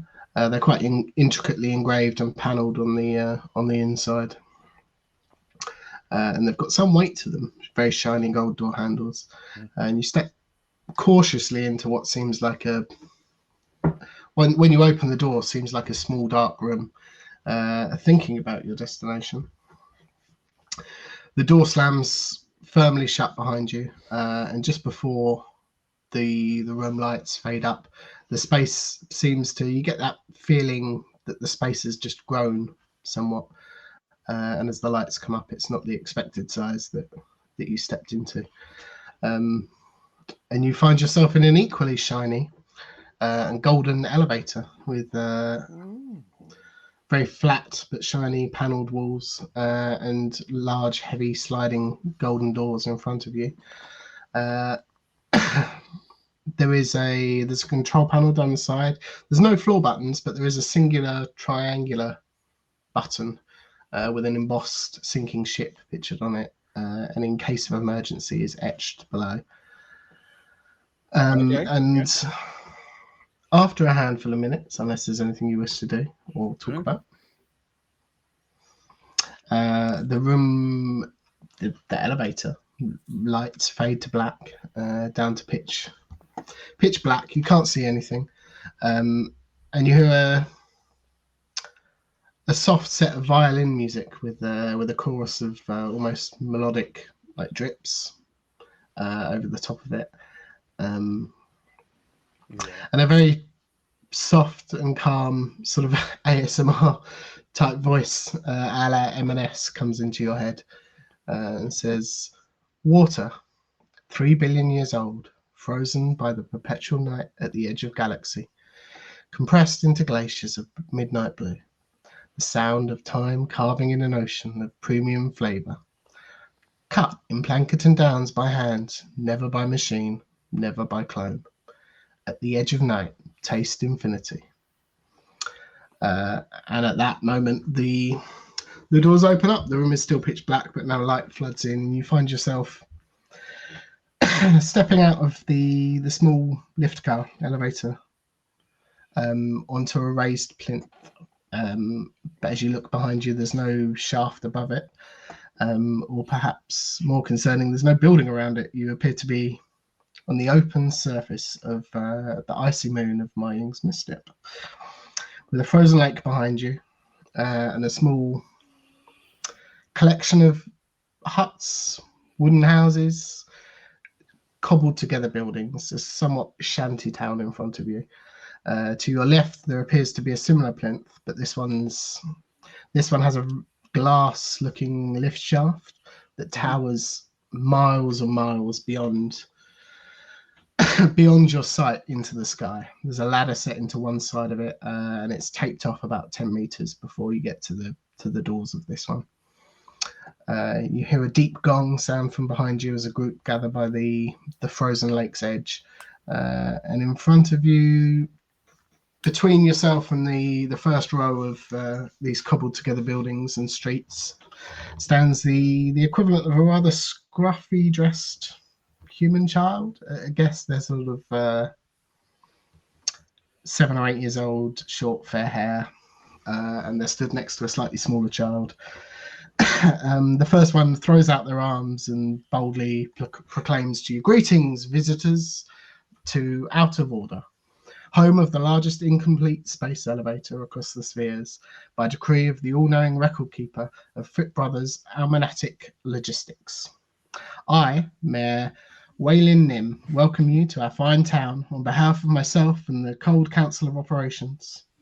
They turn to the person next to them and they say, "Biddles, make a note for the morning paper of my charismatic welcoming of such esteemed guests," and then turns back to you with a cheeky smile. What did the mayor say his name was? Waylin Nim, apparently. How are That's spelling the one. that? How are you spelling that? Waylin L-I-N and Nim. Nim. And what was his mate called? They said Biddles. Biddles. Ah, Biddles. Hey, Biddles, before you go, try not to get our names wrong. It's very important for any reports. And the first child, Waylin, turns to you and says, "Yes, of course. What are your names?" Well, I am Lucy de Console. And they turn to Lucy, the console. The console. How do you spell that? I don't. I have people to do that for me. I'll make a note of that. And you can clearly see Biddles isn't writing anything down. They're just sort of stood there and nodding. And Waylin turns to you, Carl, and says, "And you and yourself?" Carl stares very pointedly at Biddles at this point and at Biddles' hand. My name is Carl Armfrid. You'll need to make a note of this, Biddles. The spelling is complex. It's K-A-R-L. Is Biddles even bothering? He's nodding along and sort of stood there. Sort of gives a bit of a side. Friedrich.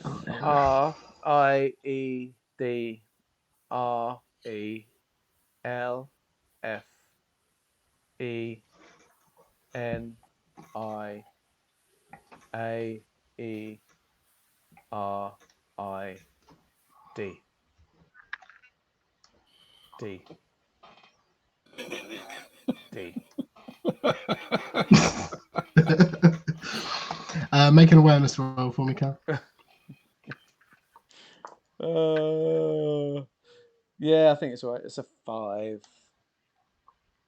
Okay, there's sort of a slight little smirk, and Biddles nudges Waylin.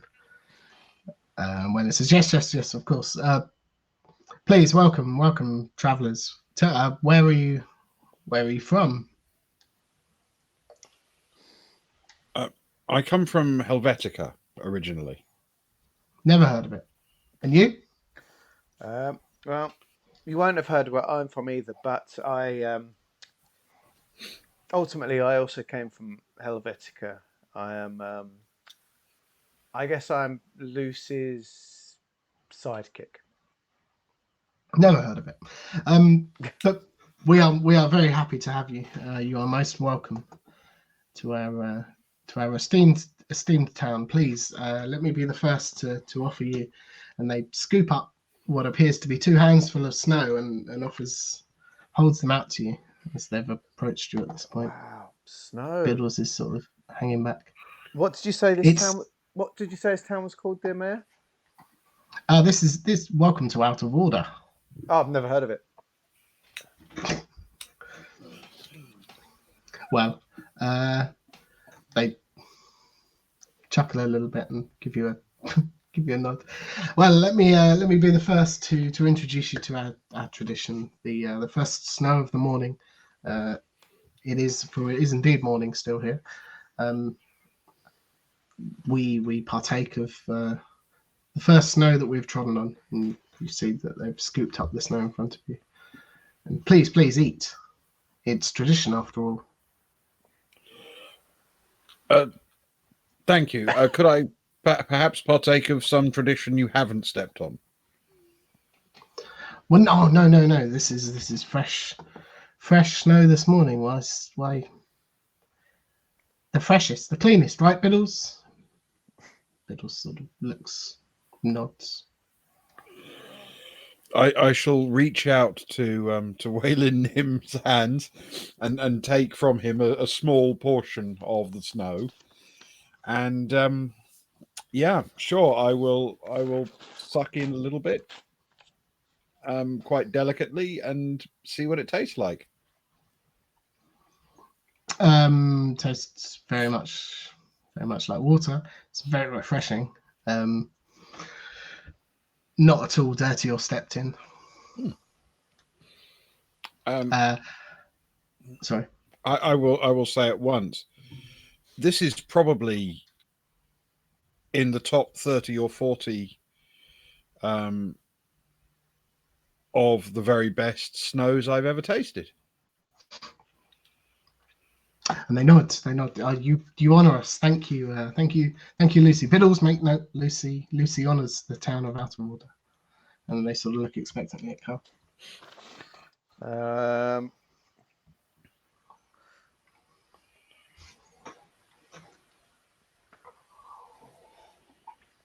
Is there, dear Mayor, dear Biddles, is there an ancient way of partaking in the snow for a special event or situation, rather than just lapping it from my hands? Or is that indeed the honoured tradition? Firstly, it's esteemed mayor. Dear Biddles is fine. That works. Esteemed mayor. The locals purely just bury their face, fill in it, rub it around, take big bites. You've got to get really in there though. Well, that's the traditional way. In for a penny, in for a pound, and Carl just like totally planks it face first into the snow. He doesn't necessarily take any, but he just goes face first into it, like a pratfall almost. Yeah, totally. It is indeed cold, but clean and refreshing, and I don't know. You woke up pretty good, but if you would have woken up with a hangover from your late night and drinking session, it would probably wake you up and feel very nice. As you do this, and as Lucy sees you do this, you bring your head back up, and you can see Waylon and Biddles have sort of they just broke away. They've scurried off. They're laughing hysterically. Waylon pushes Biddles out of the way, and they go running off into the centre of the town. I'm assuming we might find the real mayor at some point, Lucy. Are they, do you think, within range of a well-aimed snowball?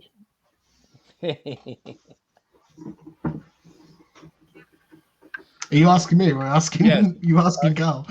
Do I? Sorry. Since Carl was a little bit preoccupied with mushing his face into the snow, there's a chance that as they fled, I might have had a chance to scoop up some snow and aim for the back of Waylon Nim.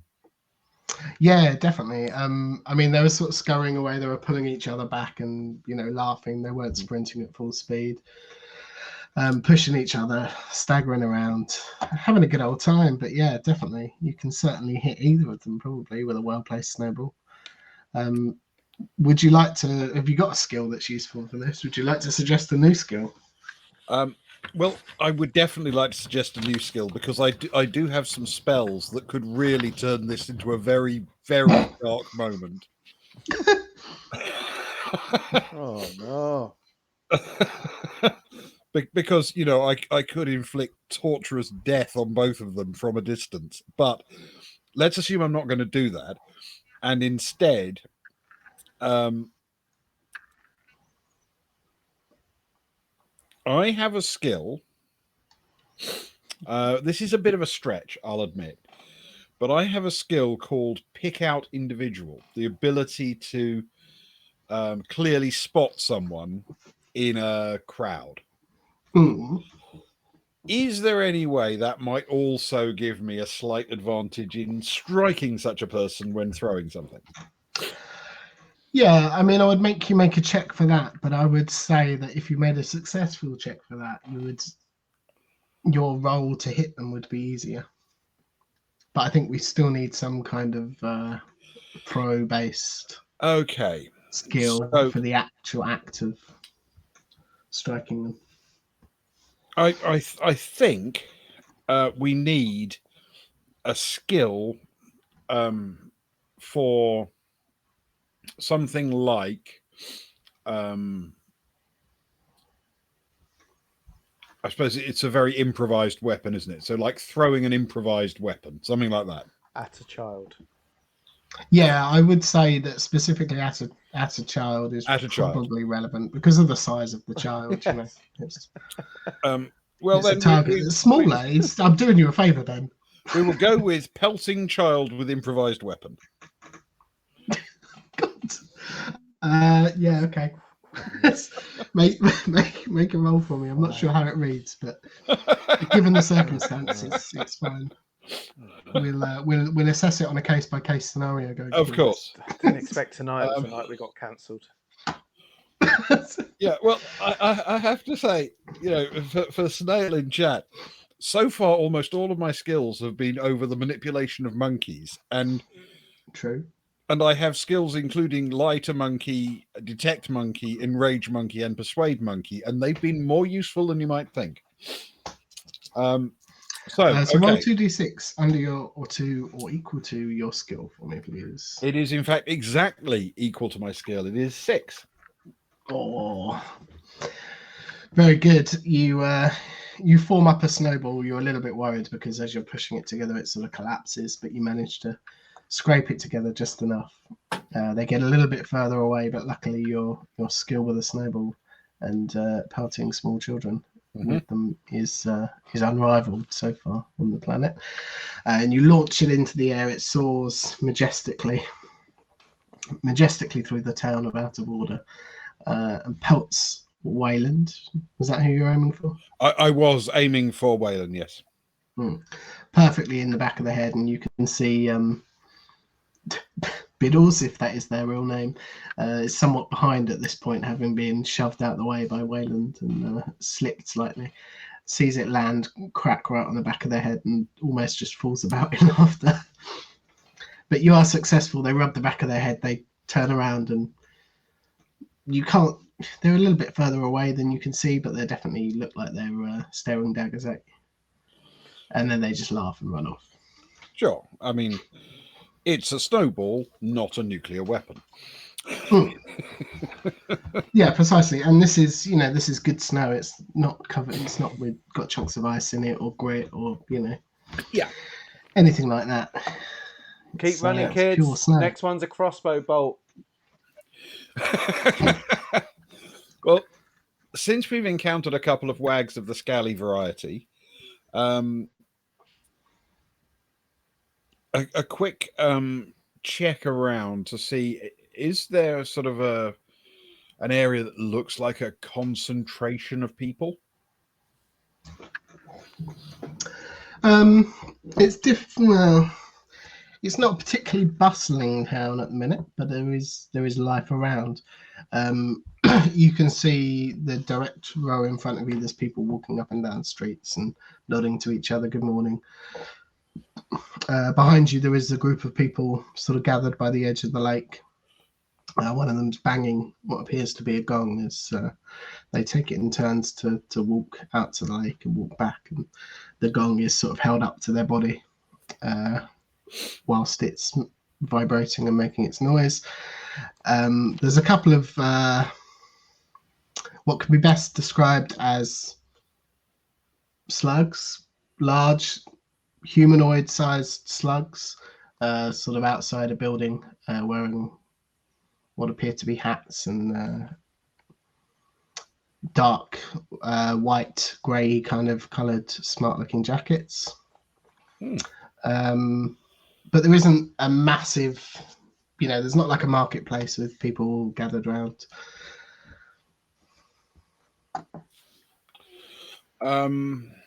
There are people if you want to stop the odd person, but not a collection. Okay. I will walk in the direction of the slugs, but intercept, if you like, the first person I pass en route. If no one crosses my path, then I will continue to the slugs and try and speak to them. Yeah, you definitely pass a person en route. Can you do me a favour? Can you roll 2d6 for me, please? I can.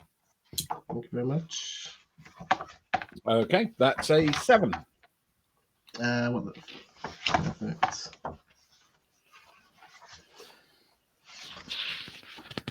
bear with me very briefly. Yes, so as you make your way over to the slugs, you're greeted by somebody walking sort of directly in front of your path as you head towards them, who appears to be dressed in robes. They've got robes on. There's a big fur-lined collar to their robes. They've got a very tarnished-looking, almost crown on the top of their head, and a very furrowed brow, and are walking slowly, almost aimlessly, in front of you. Good morning, sir. Good morning, madam. I'm in need of assistance, which I am hoping you'd be willing to provide. Well, that would depend entirely on the assistance. I'm very happy to have been greeted by somebody this morning. What can I do for you? I seek an individual, someone I know by name, area of responsibility, and nominal location. In theory, these should be enough to give me all of the information necessary to find such a person, but I find myself in unfamiliar territory. The person I am looking for is somebody called Wilbis Fark. Their shoulders sort of slump a bit, and they look at you and say, "Of course, they're never looking for me." I'm sorry, I've not heard of Wilbis Fark. What is there any more I could go on? More of the information may be required. Wilbis Fark is allegedly the manager of the ice mine at Plankerton Downs.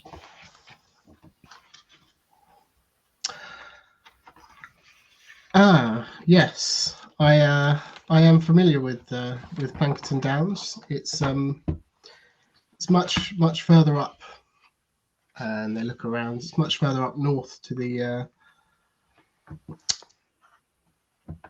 more to the equator of the dark side of the moon, if you will. That's ironic. Yes, they sort of look at you a bit puzzled. It's about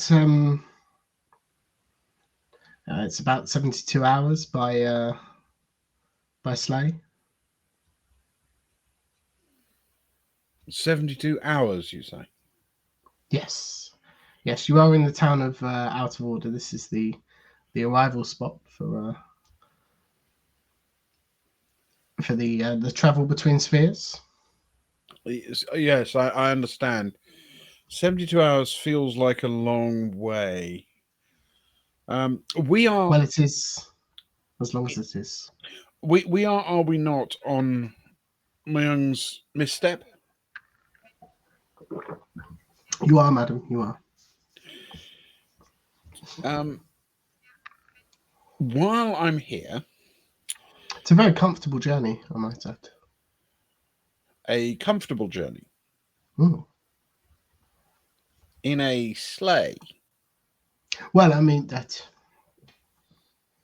They look you up and down. It's not a traditional sleigh, as you would put it. It's more like a train. Are you familiar with trains? I'm familiar with the concept of trains. Yes, you see the moving glaciers on the planet's surface make train tracks virtually impossible and entirely impractical. But these vessels they move across the snow in a very sleigh-like manner and are very similar to a sleeper train. I see. So that does sound appealing, in fact. I do have to raise just one question based on my limited experience of sleighs. I was a little alarmed by your mention of the word, comfort or luxury, because in my experience, sleighs tend to lack what's the correct term? Suspension. Oh well, no. Well, I mean, I'm no expert on the working of the vehicles, but I've been on a couple, and there's no real issue. It's quite, whilst the mountains over there are quite imposing on out of order, they do offer some shelter from the otherwise reasonably flat. I suppose tundra would be the most appropriate word of the planet.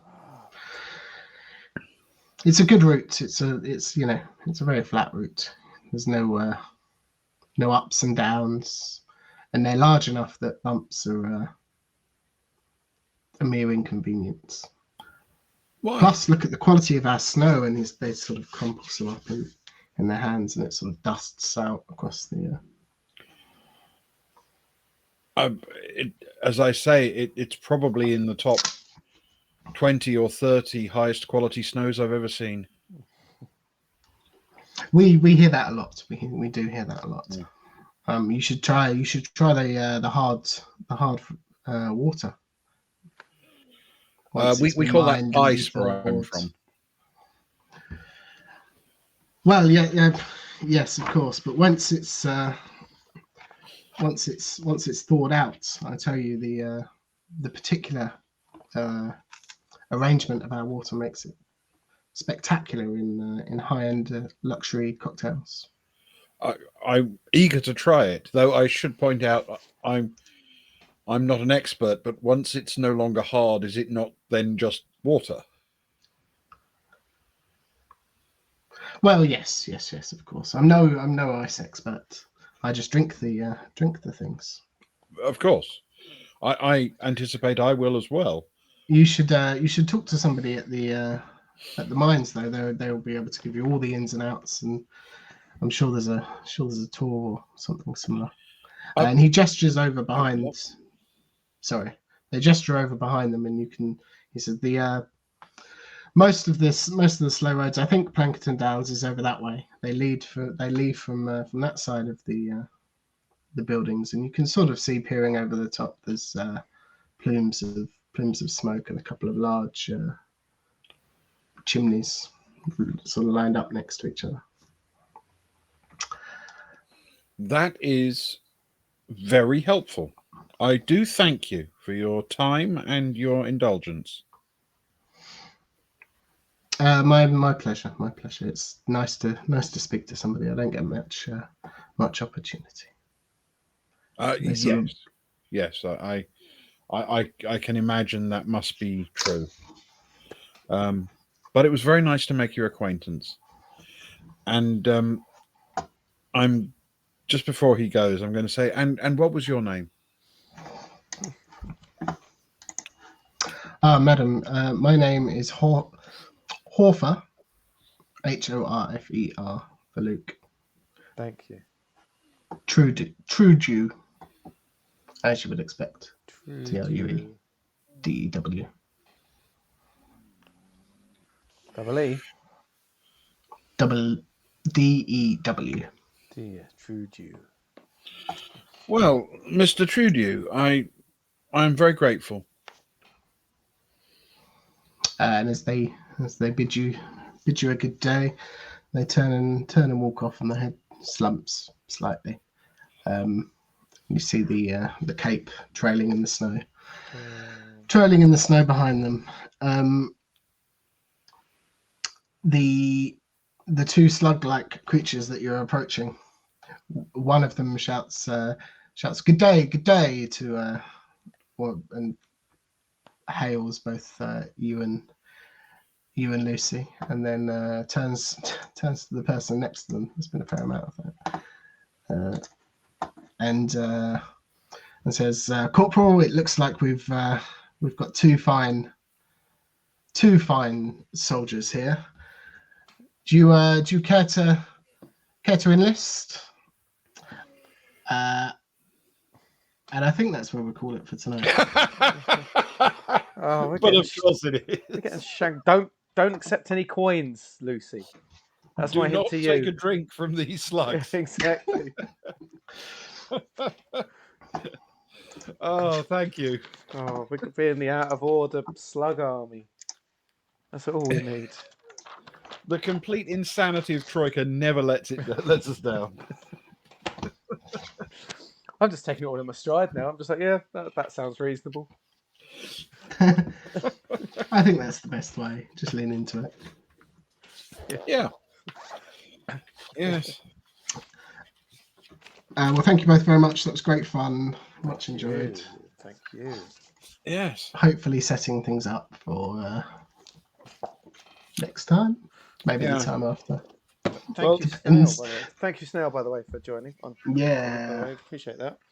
Thank you for hanging out. We stream every Friday, Saturday. If you're at a loose end and you're not playing or whatever, you're more than welcome to join us. Yes. So, Yes. Indeed. Thank And speaking you of very Friday, much. Saturday, are we Fighting Fantasy Friday next Friday? Is that Yeah, the we're plan, doing a Ben? fighting fantasy book on Friday. Yeah. This is a classic one called Trial of Champions. ooh. Which sounds just like us. Yes. More the trial than the champions. I You're think, going to be tried and found wanting. but- Yeah, Phil. I'm sure there's a gift for that. Yeah. Yes. No, I'm very pleased though that the military recruiters are so sluggish because I think we can outrun them. Oh. Indeed. Yes, so next week is Fighting Fantasy, and then it's an Orbital Blues on Saturday. Socks is free, Ooh. so we'll return to our sad Space Cowboys on Saturday. So it should be a good That's weekend. fantastic. A good So weekend. yes, Friday Fighting Fantasy and then Orbital Blues. Yeah, that would be brilliant. Big win. Well, thank you, Ewan. A joy to have you behind the wheel of the Golden Barge again. My pleasure, as always. As always, it's always fun to just throw random stuff at you and see what happens. I'm personally looking forward to when you do get shanghaied, but we'll see. We'll see. I'll say it before we go actually to Snell, I'll say it out loud rather than typing. So generally on the channel, if all three of us are available on a Friday, we play Traveller. If one of us isn't available, we have other things we do play. So I'm not here next Friday, so Ben and Ewan work through Fighting Fantasy books. Ben's then not here the Friday after, so Ewan and I will probably play, I'd imagine, we'll play the Gaston Adventure.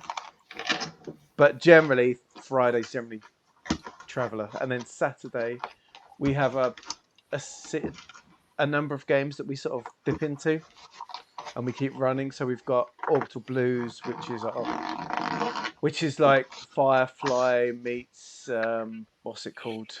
It's Firefly Bebop. Firefly Bebop. That's the So one. if we have those dark places, which is a bit more like Alien. We have Troika. We have Tony and Rudy, which is the 1930s sort of Indiana Jones meets Poirot, Indiana Holmes. Indiana Holmes. And then we had Fimbria, which we've got a bit of. So we've got a number of things on Saturday. So it's worth checking out on our Twitter at Boys Baltic what's coming that week. I try and put up what's happening so you can pick whether it's of interest or not. But Saturday is our variety stream day, really, and we get guests in for some of them. So we have a lady called Sock Fiddler. That's not her legal name. That joins us for Orbital Blues. We have Gilly, who joins us for Dark Places. Sock Fiddler's also been with us for Fimbria. We get different people for different things. So, John, of course, wonderful John for Tony and Rudy. Yeah. Greek John. So yeah, and we get some guests in as well. We get some guest writers come and GM their games for us and stuff. So yeah. So pop in and out as you wish. But pleasure to have you with us. Pleasure to have any lurkers and any vodders as well. I guess we shall leave that there. I need a cup of tea in bed. But thank you, Ben. Yes. Thank you, Ewan. Thank you, guys. Thank you, Snail. Always fun For you to join us. We appreciate you. It's been a treat as always. Cheers. Right. Take care, everyone. Bye. Good night. Good night. Bye.